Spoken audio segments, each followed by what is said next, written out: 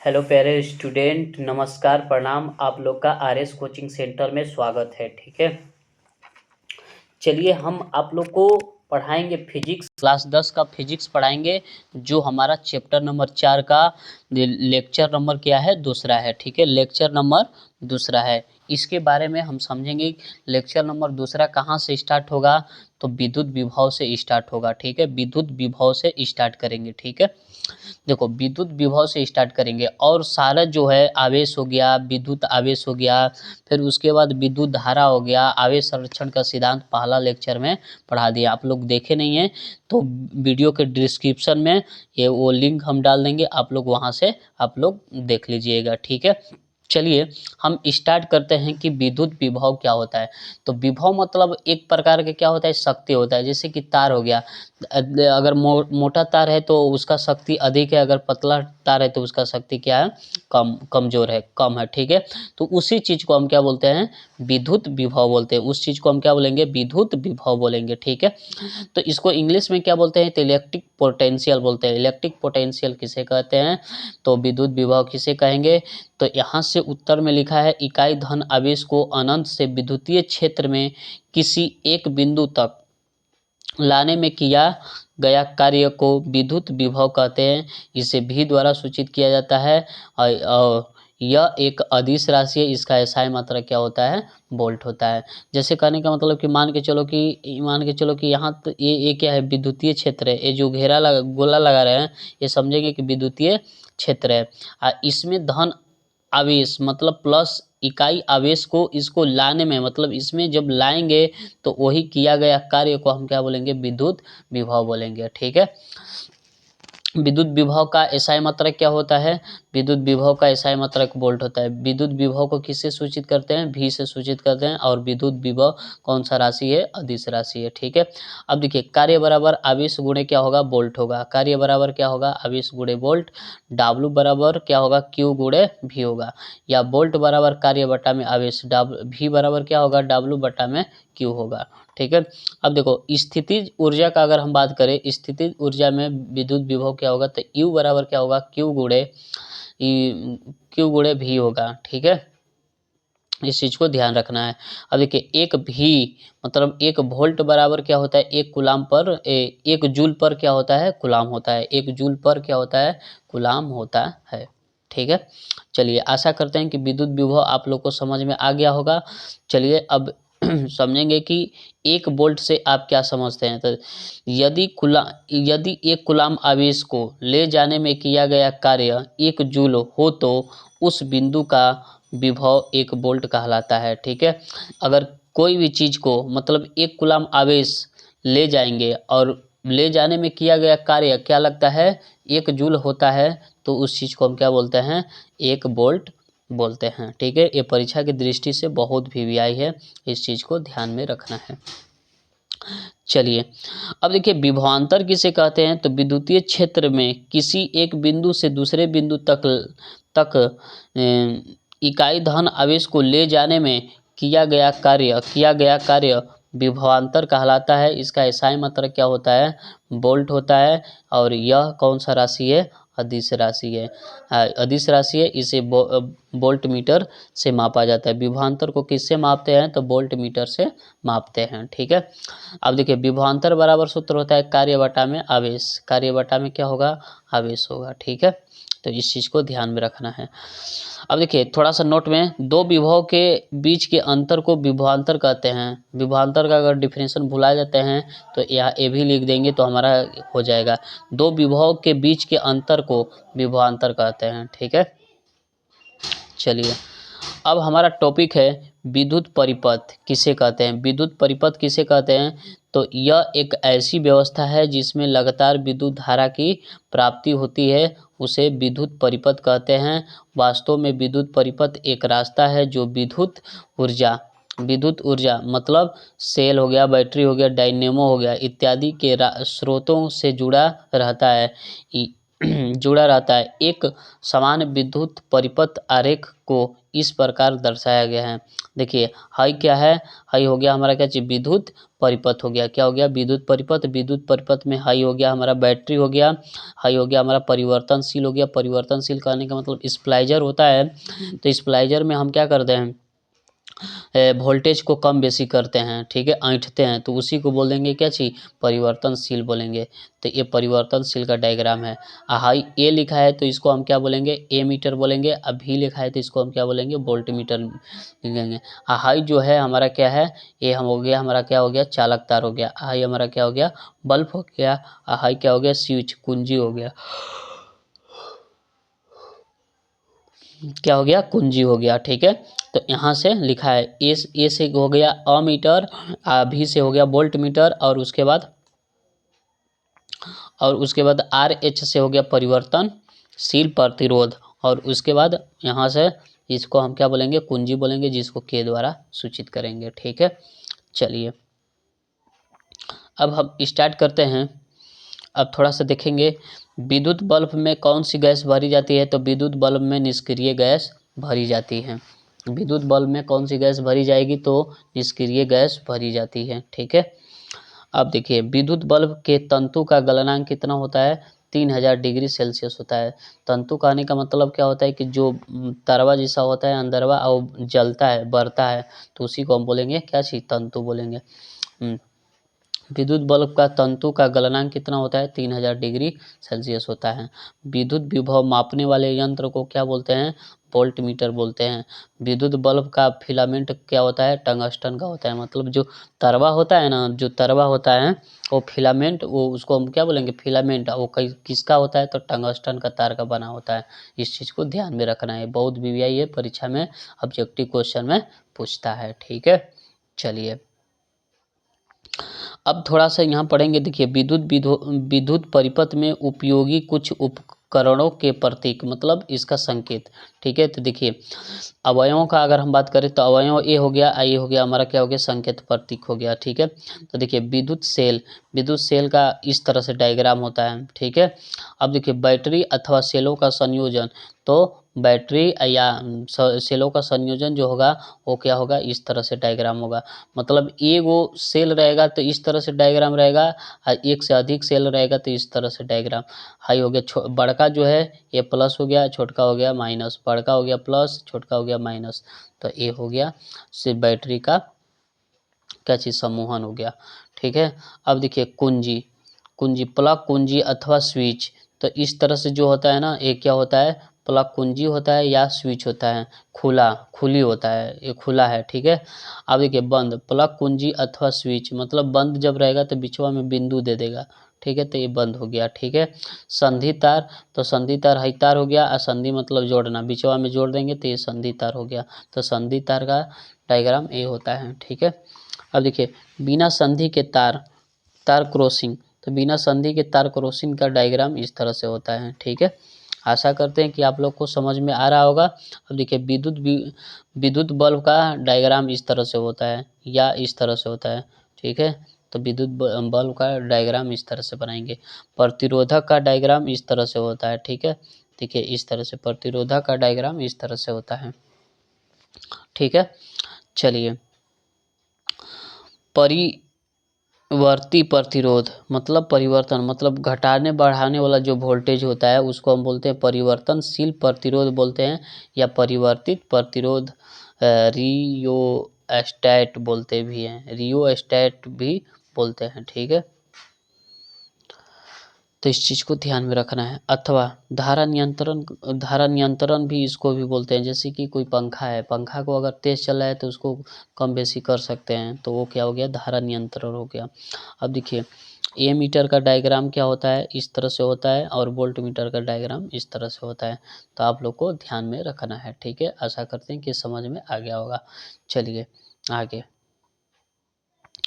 अब देखिए ए मीटर किसे कहते हैं, ठीक है। तो जिस यंत्र द्वारा किसी विद्युत परिपथ की धारा मापी जाती है उसे एमीटर कहा जाता है। इसे ए द्वारा सूचित किया जाता है। इसे हमेशा श्रेणी क्रम में जोड़ा जाता है। इसे आमीटर भी कहते हैं। ठीक है, मतलब जो विद्युत धारा को मापेगा, उसको हम क्या बोलेंगे, एम्पियर बोलेंगे। और जो विभवांतर को मापेगा उसको हम बोलेंगे वोल्ट मीटर बोलेंगे। ठीक है, तो ध्यान में रखना है। एमीटर किसे कहेंगे, तो जिस यंत्र द्वारा किसी विद्युत परिपथ की धारा मापी जाती है उसे एमीटर कहा जाता है।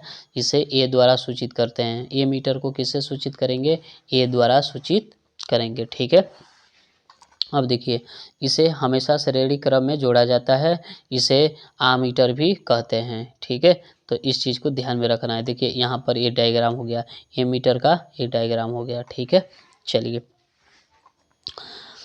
अब देखिए वोल्ट मीटर समझेंगे। वोल्ट मीटर क्या होता है, तो जिस यंत्र द्वारा किसी विद्युत परिपथ के किन्हीं दो बिंदुओं के बीच के विभवांतर मापा जाता है उसे वोल्ट मीटर कहते हैं। इसे भी द्वारा सूचित किया जाता है। इसे हमेशा समांतर क्रम में जोड़ा जाता है। तो एक टॉपिक ध्यान में रखना है, ए मीटर को श्रेणी क्रम में, वोल्ट मीटर को समांतर क्रम में हमेशा जोड़ेंगे। ठीक है, अब देखिए ए मीटर तथा वोल्ट मीटर में अंतर को लिखें। ठीक है, तो एक और ए मीटर डालो, एक और ए वोल्ट मीटर डालो। यह विद्युत धारा को मापता है, ये क्या मापता है, यह विद्युत विभव को मापता है। इसे हमेशा श्रेणी क्रम में जोड़ा जाता है, इसे हमेशा समांतर क्रम में जोड़ा जाता है। इसे ए द्वारा सूचित किया जाता है और इसे भी द्वारा सूचित किया जाता है। तो ये 2 नंबर में पूछ लेता है। ठीक है, अब देखिए सेल किसे कहते हैं, तो यह एक ऐसी युक्ति है जो रासायनिक ऊर्जा को विद्युत ऊर्जा में बदल देता है, उसे हम क्या कहते हैं, सेल कहते हैं। ठीक है, तो देखिए इसको अगर एगो ए है तो इसको सेल बोलेंगे, अगर एक से अधिक है अगर तो उसको हम क्या बोलेंगे, बैटरी बोलेंगे। क्या बोलेंगे, बैटरी। तो बैटरी का काम क्या होता है कि रासायनिक ऊर्जा को विद्युत ऊर्जा में बदल देता है। जैसे बैटरी में होता है तेजाब ओजाब होता है, तो तेजाब क्या हो गया, रासायनिक ऊर्जा हो गया। तो रासायनिक ऊर्जा को किस में बदल दिया, विद्युत ऊर्जा में, मतलब लाइन में बदल दिया। ठीक है, तो ये हो गया हमारा क्या हो गया, सेल। तो यहाँ लिखेंगे यह एक ऐसी युक्ति है जो रासायनिक ऊर्जा को विद्युत ऊर्जा में बदल देता है, उसे हम क्या कहते हैं, सेल कहते हैं। ठीक है, चलिए बैटरी किसे कहेंगे, तो सेलों के समूह को बैटरी कहते हैं जो रासायनिक ऊर्जा को विद्युत ऊर्जा में बदल देता है। तो ये हो गया हमारा क्या चीज, बैटरी हो गया। ठीक है, अब देखिए ये बहुत इंपॉर्टेंट है, परीक्षा की दृष्टि से पूछता है। ठीक है, प्रतिरोध मतलब किसी चीज़ का विरोध करना, वो होता है प्रतिरोध होता है। तो देखिए प्रतिरोध को हम क्या बोलते हैं, प्रतिरोध को इंग्लिश में रेजिस्टेंस बोलते हैं। ये रेजिस्टेंस का डायग्राम है, आप लोग देखे होंगे टीवी उवी में, चाहे चार्जर वार्जर में देखे होंगे ऐसा। तो इस चीज़ को हम क्या बोलेंगे, प्रतिरोध बोलेंगे। ठीक है, ठीक, तो देखिए प्रतिरोध किसे कहते हैं, तो चालक पदार्थ का वह गुण जो उस पदार्थ से होकर प्रवाहित होने वाली विद्युत धारा का विरोध करता है उसे प्रतिरोध कहते हैं। इसे आर द्वारा सूचित किया जाता है और इसका एसआई मात्रा क्या होता है, ओम होता है। आइए ओम का डायग्राम है। देखिए विभवांतर प्रतिरोध बराबर क्या होगा, विभवांतर बटा में विद्युत धारा, आर बराबर भी बटा में आई होगा। ठीक है, तो इस चीज़ को ध्यान में रखना है। फिर से एक बार समझिए प्रतिरोध क्या होता है, तो चालक का वह गुण जो उस पदार्थ से होकर प्रवाहित होने वाली विद्युत धारा का विरोध करता है। ठीक है, जैसे कि तार हो गया, तो तार में अगर विद्युत धारा बह रहा है तो उसका क्या करेगा, विरोध करेगा। तो उसी चीज़ को हम क्या बोलेंगे, प्रतिरोध बोलेंगे। उसे हम क्या कहेंगे, प्रतिरोध, जिसे आर द्वारा सूचित किया जाता है। इसका एसआई मात्रा क्या होता है, ओम होता है। अब प्रतिरोध बराबर सूत्र होगा विभवांतर बटा में विद्युत धारा, मतलब आर बराबर भी बटा में आई होगा।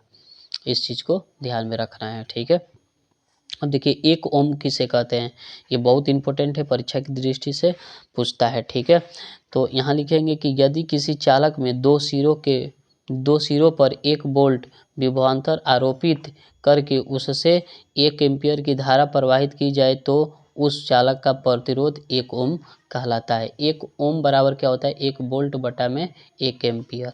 ठीक है, तो इस चीज़ को ध्यान रखना है। 1 वोल्ट का विभवांतर आरोपित करके और उसके बाद 1 एम्पीयर की धारा बहाएंगे तो उसको हम क्या बोलेंगे, 1 ओम बोलेंगे। क्या बोलेंगे, 1 ओम बोलेंगे। ठीक है, चलिए इसको देखते हैं। किसी चालक का प्रतिरोध किन किन बातों पर निर्भर करता है, तो ये एकदम परीक्षा की दृष्टि से बहुत इम्पोर्टेंट है, तो इस चीज़ को ध्यान में रखना है। किसी चालक का प्रतिरोध निम्नलिखित बातों पर निर्भर करता है: चालक तार की लंबाई पर, चालक तार के मोटाई पर, चालक तार के प्राकृतिक पर, चालक तार के अनुप्रस्थ काट का क्षेत्रफल पर और चालक तार के ताप पर। अनुप्रस्थ काट का क्षेत्रफल क्या होता है, तो जितना मोटा तार होगा उसी को हम क्या बोलेंगे, अनुप्रस्थ काट का क्षेत्रफल बोलेंगे। ठीक है, तो इस चीज़ को ध्यान में रखना है। ठीक है, चलिए चालक तार के ताप पर, मतलब चालक तार के ताप पर मतलब कैसा तार है, उसका टेम्परेचर कितना सहेगा, कितना। एगो होता है कि तार होता है तुरंत जल जाता है, एगो तार होता है कि जलता नहीं है। ठीक है, मतलब खराब नहीं होता है। ठीक है, तो उस चीज़ को बोलेंगे, क्या बोलेंगे, ताप बोलेंगे। क्या बोलेंगे, ताप। चालक तार के प्राकृतिक पर, प्राकृतिक कहने का मतलब कि तार कैसा है, मोटा है कि पतला है। ठीक है, तो वो क्या निर्भर करेगा, चालक तार की लंबाई पर भी निर्भर करेगा, चालक तार के मोटाई पर भी निर्भर करेगा। ठीक है, अब देखिए, जब किसी चालक तार की लंबाई को बढ़ाया जाता है तो उसका प्रतिरोध भी बढ़ता है। जैसे कि किसी भी चालक तार का अगर लंबाई बढ़ाते हैं तो उसका प्रतिरोध ऑटोमेटिक बढ़ जाएगा। ठीक है, अब देखिए दूसरा का क्या दिया है कि जब किसी चालक तार के क्षेत्रफल को बढ़ाया जाता है तो उसका प्रतिरोध घट जाता है। मतलब जब क्षेत्रफल को बढ़ाएंगे तो प्रतिरोध क्या हो जाएगा, घट जाएगा। ठीक है, तो इस चीज़ को ध्यान में रखना है। जब किसी चालक तार के ताप को बढ़ाते हैं तो उसका प्रतिरोध भी बढ़ता है। जब किसी चालक तार के ताप जब बढ़ाएंगे ना तो उसका प्रतिरोध भी क्या होगा, बढ़ेगा। ठीक है, तो इस चीज़ को ध्यान में रखना है। ठीक है, चलिए, जब चालक तार की प्राकृतिक बदलने पर उसका प्रतिरोध भी बदल जाता है। जैसे लोहा का प्रतिरोध अधिक होता है तथा तांबा का प्रतिरोध कम होता है। ठीक है, तो जब चालक तार की प्राकृतिक बदलने पर उसका प्रतिरोध भी बदल जाता है। जैसे कि तार अगर रहता है लोहा का रहता है तो उसका प्रतिरोध अलग है, तार अगर तांबा का रहता है तो उसका प्रतिरोध अलग है, एल्युमिनियम का रहता है तो उसका प्रतिरोध अलग है। ठीक है, तो यही लिखा है आर प्रोपोर्शनल एल। ठीक है, आर प्रोपोर्शनल 1/ए है। ठीक है, आर बराबर क्या होगा, रो, इसको हम क्या बोलेंगे, रो। रो इंटू एल बटा में ये, जहाँ है क्या है, रो है, इसको हम क्या बोलेंगे, रो। नियतांक होता है, इसका मान न बढ़ता है न घटता है।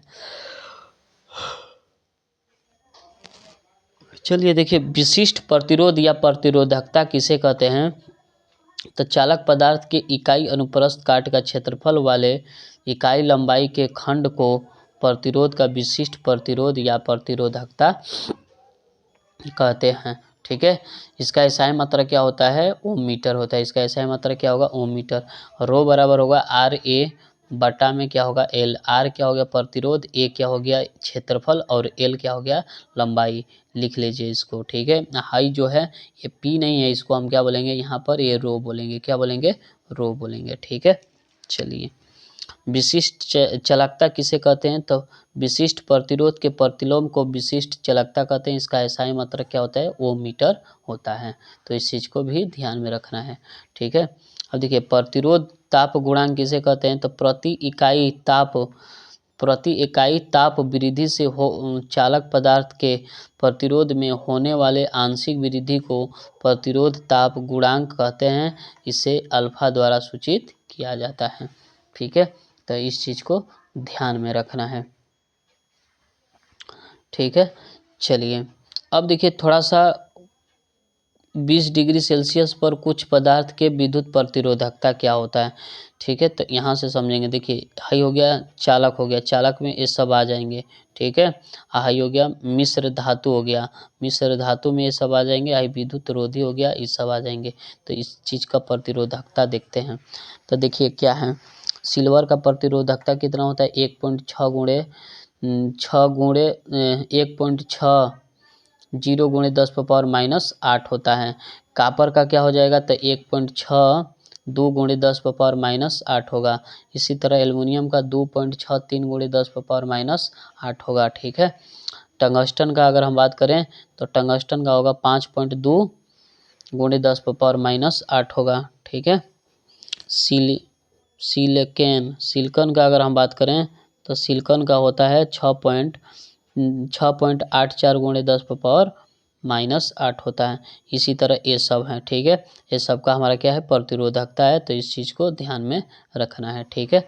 इसको आप लोग उतार लीजिएगा अच्छे से। चलिए अब हम यहाँ से लास्ट करते हैं और अगले वीडियो में आप लोग को ओम का नियम बताएंगे, जो परीक्षा के दृष्टि से बहुत इम्पोर्टेंट है, ठीक है। आशा करते हैं कि ये वीडियो आप लोग को अच्छा लगा होगा, समझ में आया होगा। तो इसको लाइक, सब्सक्राइब, कमेंट, शेयर ज़रूर कर देना है, ठीक है। क्योंकि ज़्यादा से ज़्यादा शेयर करेंगे तो आप लोग को अच्छा मतलब सब स्टूडेंट के पास जाएगा, तो सब स्टूडेंट का क्या होगा, हमारा अच्छा खासा नॉलेज हो जाएगा, ठीक है। एकदम ये जो हम पढ़ाए हैं एकदम आसान भाषा में आप लोग को सिखाए हैं, ठीक है। तो इस चीज़ को ध्यान में रखना है और इस वीडियो को ज़्यादा से ज़्यादा क्या करना है, शेयर करना है और सारे स्टूडेंट तक पहुँचाना है, ठीक है। चलिए हम यहीं से लास्ट करते हैं और हमारा लेक्चर नंबर 3 में स्टार्ट करेंगे कि ओम का नियम किसे कहते हैं, ठीक है। चलिए।